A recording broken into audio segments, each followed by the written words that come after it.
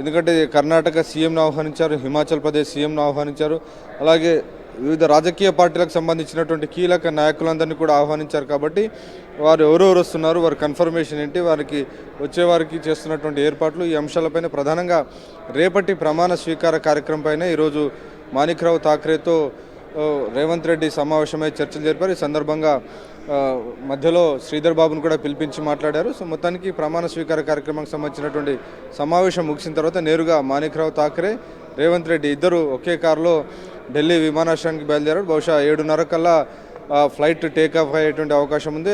హైదరాబాద్కు బహుశా 10 కల్లా చేరుకునేటువంటి అవకాశం మనకు కనబడుతుంది. రేపు మధ్యాహ్నం 1:04 తెలంగాణ ముఖ్యమంత్రిగా రేవంత్ రెడ్డి ప్రమాణ స్వీకారం చేయబోతున్నారు. సో ఆయనతో పాటు మంత్రులు కూడా ప్రమాణ స్వీకారం చేయబోతున్నారు. సో ఆ మంత్రుల్లో ఎవరెవరు మంత్రివర్గంలో చోటు దక్కుతుందనే అంశంపైన సస్పెన్స్ అయితే కొనసాగుతుంది. కాంగ్రెస్ పార్టీలో చాలా సీనియర్లుగా ఉన్న వారందరూ కూడా ఈసారి గెలిచారు కాబట్టి ఆ సీనియర్లందరూ కూడా ఈసారి డెఫినెట్గా మంత్రివర్గంలో స్థానం దక్కబోతోంది. ఉప ముఖ్యమంత్రిగా బట్టి విక్రమార్క ఉండబోతున్నారు. అలాగే ఉత్తమ్ కుమార్ రెడ్డికి, కోమటిరెడ్డి వెంకటరెడ్డికి, సీతక్కకు కూడా మంత్రివర్గంలో అవకాశం కల్పించబోతున్నారు. వారితో పాటు దుద్దిల్ల శ్రీధర్ బాబు, వీరితో పాటు కీలక నాయకుడైనటువంటి పొన్నం ప్రభాకర్ ఎంపీగా పనిచేశారు. తెలంగాణ ఉద్యమంలో ఆయన కీలక పాత్ర పోషించారు. సో పొన్నం ప్రభాకర్ కూడా ఈసారి క్యాబినెట్లో అవకాశం ఉండబోతుంది. అలాగే ఓడిపోయినప్పటికీ కూడా షబ్బీర్ అలీకి ఎమ్మెల్సీ ఇచ్చి ఆయనను మంత్రి చేయాలనేటువంటి ఒక ఆలోచనలో కాంగ్రెస్ పార్టీ ఉన్నట్టు కనబడుతుంది. ఎందుకంటే ముస్లిం వర్గాల నుంచి ఎవరు కూడా కాంగ్రెస్ పార్టీలో ఎన్నిక కాలేదు కాబట్టి ముస్లిం రిప్రజెంటేషన్ కూడా ఖచ్చితంగా అవసరం ఉంది కాంగ్రెస్ పార్టీలో. ఆ మేరకు షబ్బీర్ అలీ కూడా ఈసారి అవకాశం కల్పించేటువంటి పరిస్థితులు కనబడుతున్నాయి. అలాగే రంగారెడ్డి జిల్లా నుంచి మల్రెడ్డి రంగారెడ్డిని కూడా క్యాబినెట్లోకి తీసుకుంటారనేటువంటి ఒక చర్చ వినిపిస్తుంది. రంగారెడ్డి జిల్లా నుంచి కేవలం మల్రెడ్డి రంగారెడ్డి మాత్రమే గెలిచినటువంటి పరిస్థితి మనం చూసాం. సో ఈ పరిస్థితుల నేపథ్యంలో అన్ని జిల్లాలకు అలాగే అన్ని కులాలకు ఎస్సీ, ఎస్టీ, బీసీ, మైనార్టీ, మహిళ ఇలా అన్ని వర్గాలన్నింటికి కూడా రిప్రజెంటేషన్ ఇవ్వడం ద్వారా ఖచ్చితంగా ఒక ప్రజా ప్రభుత్వాన్ని ఏర్పాటు చేస్తామని చెప్పి కాంగ్రెస్ పార్టీ వాగ్దానం చేసింది. సో ఆ మేరకు ఈ రకమైనటువంటి ఒక కసరత్తు దాదాపు పూర్తయింది. ఈరోజు రాత్రి 10 గంటలకు మరొకసారి ఉత్తమ్ కుమార్ రెడ్డి, బట్టి విక్రమార్కను అధిష్టానం పెద్దలు పిలిచి మాట్లాడేటువంటి అవకాశం ఉందని మనకు సమాచారం అవుతుంది.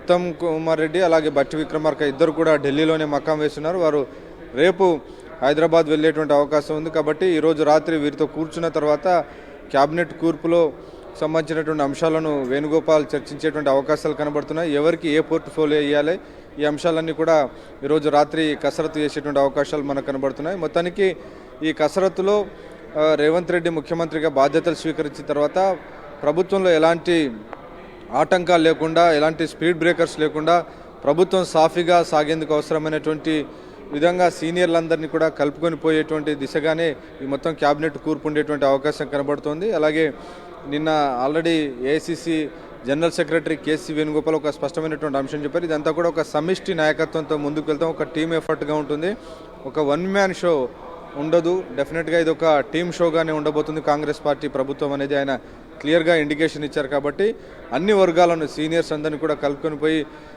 ఇచ్చినటువంటి గ్యారంటీలు 6 గ్యారంటీల అమలు దిశగా కాంగ్రెస్ పార్టీ ప్రభుత్వం అడుగులు ముందుకు వేసే అవకాశం కనబడుతోంది. రైట్, ఏ అంశాల ప్రాతిపదికగా ఈ మంత్రివర్గ కూర్పు ఉంటుందంటే ఏం చెప్తారు వెంకటేష్? అంటే ప్రధానంగా అన్ని వర్గాలు, సామాజికంగా ఉన్నటువంటి అన్ని వర్గాలను కూడా క్యాటర్ చేయాల్సి ఉంటుంది. దాదాపు 23 మంది రెడ్లు కాంగ్రెస్ పార్టీలో గెలిచారు కాబట్టి రెడ్లకు ప్రాధాన్యత ఇచ్చేటువంటి అవకాశం కనబడుతుంది. మెజారిటీ మంత్రి పదవులు రెడ్లకే ఇచ్చేటువంటి అవకాశం ఉంది. ముఖ్యమంత్రి ఎలాగో రెడ్డిగా ఎంపిక చేశారు, రేవంత్ రెడ్డి ఉన్నారు.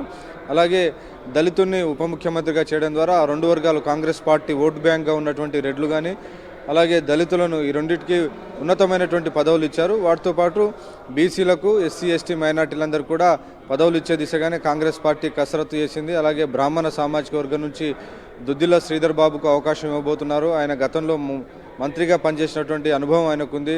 కిరణ్ కుమార్ రెడ్డి గవర్నమెంట్లో ఆయన మంత్రిగా పనిచేసినటువంటి పరిస్థితి మనం చూసాం. అలాగే కోమటిరెడ్డి వెంకటరెడ్డి కూడా ఆయన తెలంగాణ ఉద్యమ సమయంలో మంత్రి పదవికి రాజీనామా చేసి ఆయన బయటకు వచ్చి పోరాటం చేశారు. సో ఆయనకు కూడా మంత్రి పదవి దక్కేటువంటి అవకాశం కనబడుతుంది. ఆయనకు ఉప ముఖ్యమంత్రి కావాలని ఆయన అడిగినట్లు తెలిసింది. సో కాంగ్రెస్ పార్టీ అధిష్టానం ఆయనకు ఖచ్చితంగా క్యాబినెట్లో అవకాశం ఇచ్చేటువంటి పరిస్థితి అయితే కనబడుతుంది. చాలా థంపింగ్ మెజార్టీతో దాదాపు 40-50 వేల మెజార్టీతో ఆయన విజయం సాధించినటువంటి నేపథ్యంలో కోమటిరెడ్డి బ్రదర్స్లో పెద్దవాడైనటువంటి కోమటిరెడ్డి వెంకటరెడ్డికి మంత్రివర్గంలో అవకాశం ఇచ్చేటువంటి పరిస్థితులు స్పష్టంగా కనబడుతున్నాయి. ఇక మన మహబూబ్ నగర్ జిల్లా నుంచి చూస్తుంటే మహబూబ్ నగర్ జిల్లాలో రేవంత్ రెడ్డి ముఖ్యమంత్రిగా ఉంటారు. అలాగే వెలమ సామాజిక వర్గం నుంచి జూపల్లి కృష్ణారావు కూడా అవకాశం ఇచ్చేటువంటి పరిస్థితి ఉంది. అలాగే ప్రేమ్ సాగర్ రావు కూడా వెలమ సామాజిక వర్గం నుంచి ప్రేమ్ సాగర్ రావు కూడా తనకు మంత్రి పదవి ఇవ్వాలని ఆయన ఢిల్లీలో లాబింగ్ చేస్తున్నారు. ఆయన ఢిల్లీలోనే ప్రస్తుతం ఉన్నారు కాబట్టి వారు ప్రయత్నాలు చేస్తున్నారు. ఇక బీసీ సామాజిక వర్గం నుంచి చూస్తే పొన్నం ప్రభాకర్కు తొలి ప్రాధాన్యం దక్కేటువంటి అవకాశం ఉంది. అలాగే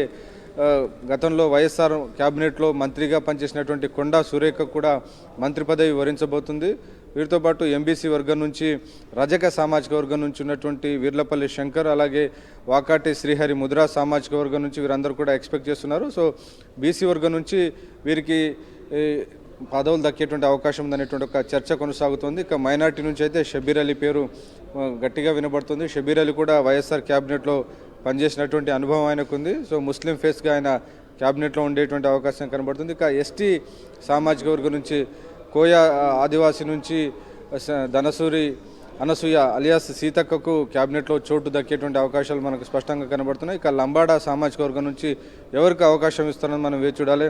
దేవరకొండ నుంచి రెండోసారి ఎమ్మెల్యేగా ఎన్నికైనటువంటి బాలు నాయక్ కూడా తనకు మంత్రి పదవి వస్తుందనేటువంటి ఒక ఆశతో ఆయన ఉన్నారు. సో ఒకవైపు లంబాడి, మరోవైపు ఆదివాసీ, వీరిద్దరిని కాంబినేషన్లో కాంగ్రెస్ పార్టీ రెండు వర్గాలను కలుపుకొని పోయే విధంగా ఒక ప్రాతినిధ్యం కల్పించే దిశగా ఆలోచిస్తుంది. సో ఫైనల్గా ఈరోజు రాత్రికల్లా ఎవరెవరు ఈ జాబితాలో ఉంటారు, దీనికి సంబంధించినటువంటి విషయాలన్నీ కూడా జాబితా తయారు చేసి హైకమాండ్ హైదరాబాద్ పంపుతుంది. ఆ తర్వాత హైదరాబాద్లో రేవంత్ రెడ్డి వీరందరూ కూడా తన క్యాబినెట్లో ఎవరెవరు ఉండాలో అవన్నీ కూడా గవర్నర్కి ఇస్తారు. గవర్నర్కి ఇచ్చిన తర్వాత గవర్నర్ ఆ మేరకు కమ్యూనికేషన్ ఉంటుంది. గవర్నర్ ఆఫీస్ నుంచి ఎవరెవరు మంత్రిగా ప్రమాణ స్వీకారం చేయాలో వారందరూ కూడా ఫోన్లు వెళ్తాయి. కాబట్టి ఇప్పటికే ఆశిస్తున్నటువంటి వారందరూ కూడా చాలా ఉత్కంఠగా ఎదురు చూస్తున్నారు.